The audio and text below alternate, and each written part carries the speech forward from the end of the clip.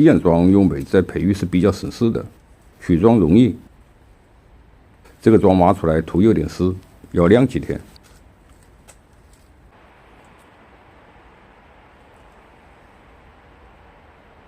这个榆树从光杆把枝培育成用了4年时间。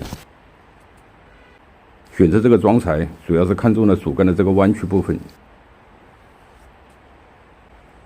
在上盆修整前，先找一下桩的重心，也就是主干和根及盆之间的平衡点。这一步对整个盆景造型十分重要。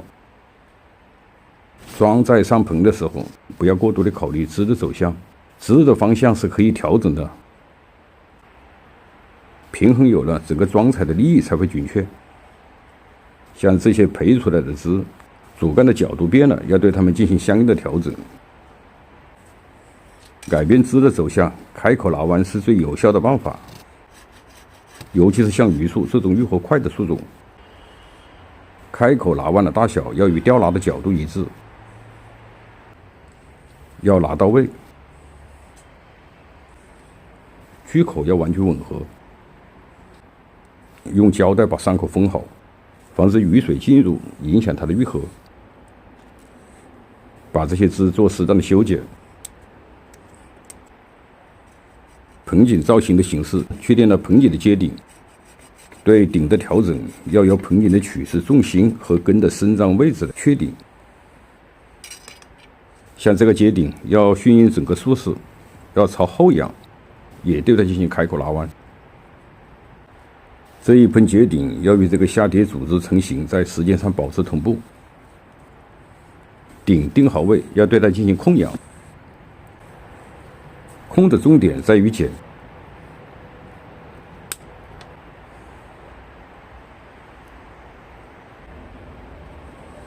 对其他基本成型的枝也要进行控剪。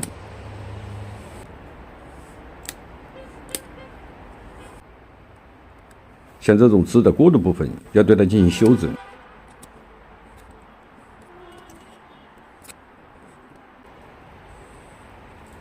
使枝愈合后自然流畅。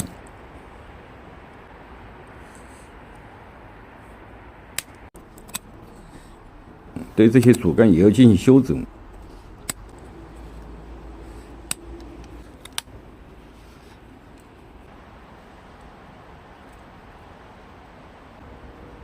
保持主干干净，成型后看起来也比较舒服。对其他侧枝也要顺其树势定好位。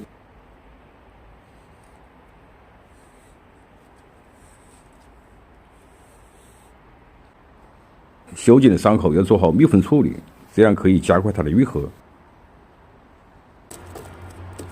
这棵榆树桩材从培育开始，最欠缺的还是它的根。最初定桩时，为了取这个躯干部分，将下端过长的根基裁掉，是在无根状态下培育的。把底部这些过粗过长的根剪掉，让其萌生更多的侧根，加快根基的膨大，使根增粗，形成一个基本的根盘。这是经过发酵后的裂糠，与沙子土混合。这种混合的土壤收顺透气，含有微酸性，适合大部分盆景。把桩定好位。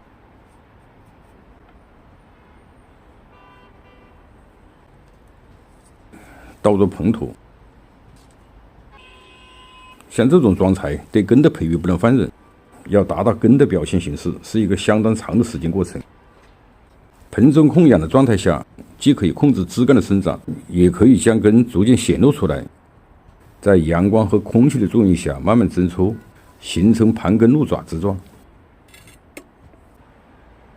盆景从最初的裁桩定型、枝干根的培育到上盆培养，造型的大体方向不变，但必须逐年对它进行调整。选择玩什么桩不重要，关键是对桩材成型的时间要有心理准备。我的体会是欲速则不达，不知朋友们是否赞成？